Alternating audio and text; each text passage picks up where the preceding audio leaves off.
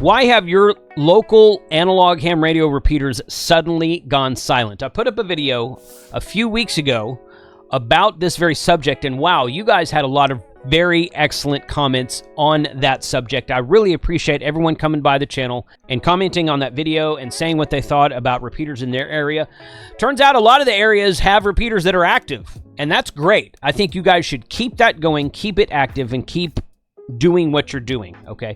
Some comments say that their areas have not had active repeaters in years, and that's where I issued my challenge and said, well, key up your repeaters once a day or 1 to 2 times a week and just throw your call sign out and see if you can create some activity on these repeaters to get them more active and get them more useful. But a couple of the comments kind of had a theme to it, and I want to discuss those with you today. So there's a theme to a couple of these comments that I personally don't agree with, but I would like very much to hear what you guys think about this. Now, I'm not trying to call anyone out. I'm not trying to troll anyone. I'm just trying to be honest about some of these comments. And I picked out 3 of these comments, and I would value your comment in this video below. So let me know what you think by commenting on this video. But I wanted to respond to a couple of these comments because they're all kind of the same thing. This person says, I don't operate VHF, UHF, or use repeaters. Tried it once 30 years ago, but then decided HF was more fun. I think probably the problem with inactive repeaters is a generational shift. That might be true. FT8 on HF now carries the lion's share of ham activity. Cell phones took the magic out of repeaters years ago, and the generation that developed and popularized repeaters is dying off. Well, first of all, I think, so the HF thing, he's not the only one to make this comment about HF. Or more people on HF. Less people are on repeaters, more people on HF. I don't think that's a thing, okay? I think if you're trading one for the other, then you're missing out on what ham radio actually is about, okay? Because I think you can do both. Okay, now, are you driving to work every day, and when you get in your car and go places, when you drive around town and run errands, are you talking on HF mobile? Then okay. Okay. Hopefully you're not doing FT8 mobile, okay? Or if you are, you just kind of got it clicking over here where you're not looking at the screen of the tablet or computer while you're driving, okay? But to each his own, I guess. I'm not going to tell you how to drive. So the point is that why are you not using repeaters during drive time? But yeah, at home too. If you're doing a lot of HF at home, and if you're doing HF mobile, then okay. But these are 2 very different areas of ham radio, and I don't think you should say, I don't use this one because I use this one. If you don't enjoy VHF, UHF, then okay, that's one thing. That's a totally different subject. If you just don't enjoy talking on FM repeaters, fine. It's not for everybody, okay? The great thing about ham radio is there's so many things inside of ham radio you can do. Find the thing that you enjoy and do that, okay? Even if you never pick up a microphone at all, find the thing that you enjoy and do that. So I don't really get the whole HF thing. You know, I think you can do both. I do HF from the shack. I do POTA, but I also talk on repeaters when I'm driving around town in my truck. When I'm on road trips, I'll use mobile HF, but generally speaking, I don't use mobile HF if I'm just driving around town, running errands, going short distances, and that kind of thing. But the theme we're going to talk about here today is cell phones took the magic out of repeaters years ago, and the generation that developed and popularized repeaters is dying off. That last part's probably true because repeaters became popular sometime in the 1960s. A lot of these police and fire departments started dumping their FM repeaters, and they cross-banded to they covered amateur radio bands. That's why you see a lot of these GE Master 2 repeaters that are still in use today.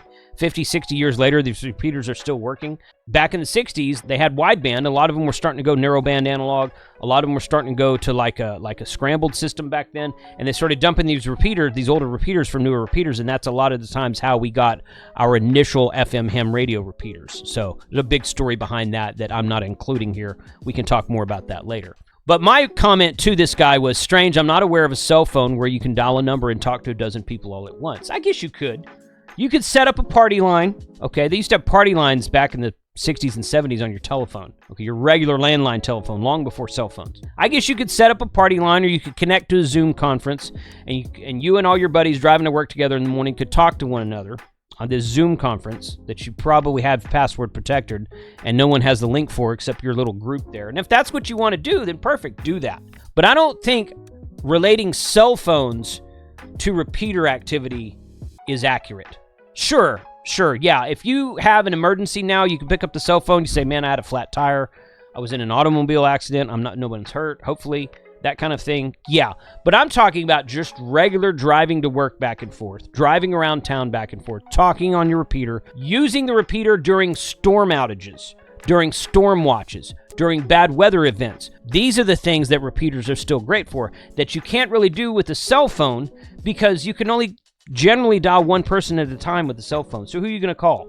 Ghostbusters? Okay, well, that's cool. Sometimes shit happens, someone has to deal with it, and who are you going to call? But, I mean, the repeater is far-reaching. Everyone turned on a radio in your area, and everyone was monitoring the repeater in your city or your county, then everyone could talk back to you, and when you said something, everyone would hear it, not just the one person on the other end of your cell phone. The next comment I got says, I think that it may have to do with cell phones. Again, I kind of see where you're coming from in this, but I don't really agree with it, and I'm trying to explain why in this video. Back in the day, people would get their licenses just for access to repeaters for auto patch emergencies.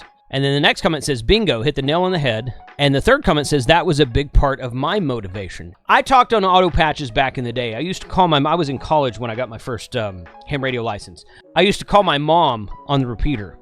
And she didn't, I had to explain to her, don't talk when I'm talking because it's half duplex. But it was fun to do. And yeah, emergencies, cool. Yeah, that's cool also. If that's your motivation for getting your ham radio license, then great. Awesome.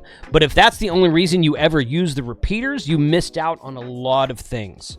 I don't think that this is true. I was surprised to see two people comment to this and say, oh yeah, that's me. I've never personally talked to anyone where they say that the only reason they talked on repeaters was to use the phone patch. A lot of the repeaters in my area didn't even have phone patches. The major ones did. The major club repeaters had phone patches back in the day. I think a couple of them still have a phone patch, honestly.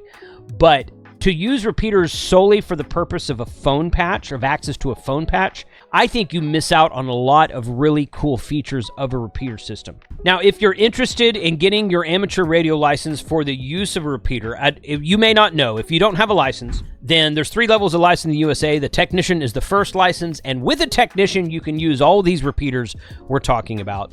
And if you're interested in doing that, I suggest you go over to hamradioprep.com. Check out their full line of classes for all 3 levels of amateur radio license inside the United States. They have a Baofeng's Basics class. They have an HF, a new to HF class, HF Basics class. You can save a 20% discount on all of their plans with the coupon code of Jason20. And you can download their app on your smartphone for free. So grab your smartphone right now if you're interested in getting licensed for the first time or getting your upgrade. Download Ham Radio Prep on iOS or Android Google Play Store. Get started for free today, and thank you, Ham Radio Prep, for sponsoring this channel. And the last comment we'll talk about today says, I wonder if cell phones and emails have created this repeater silence.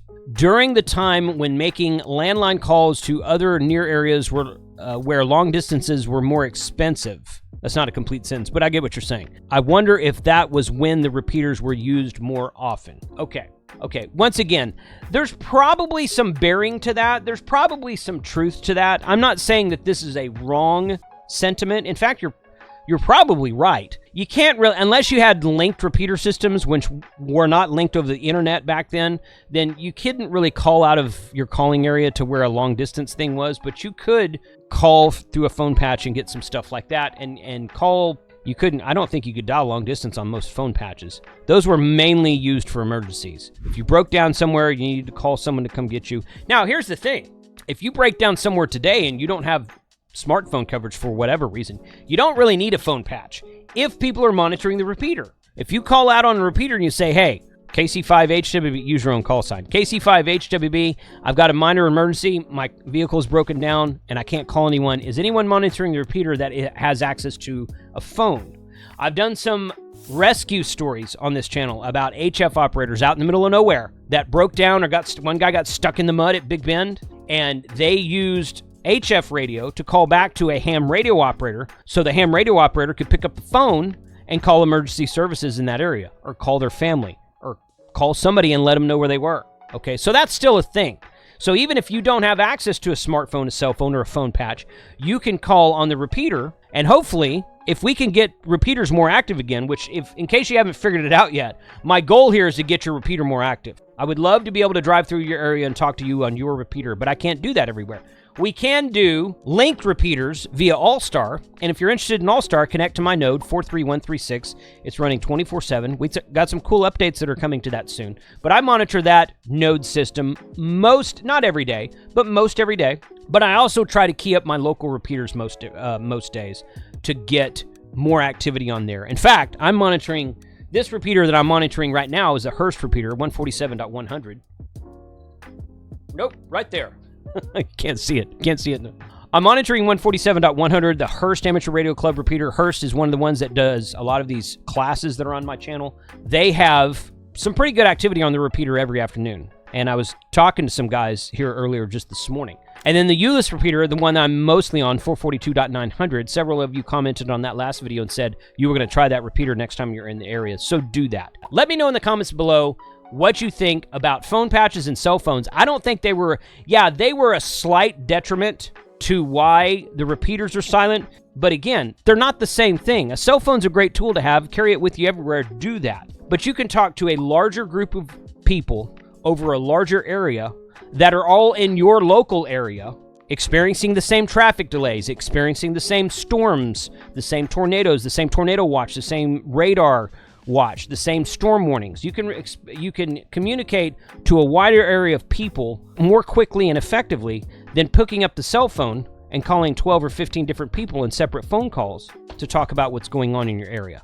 Please comment below, let me know what you think about this, and if you liked this video, I've got more videos about this subject that I will link over here. 73 guys, thanks for watching today.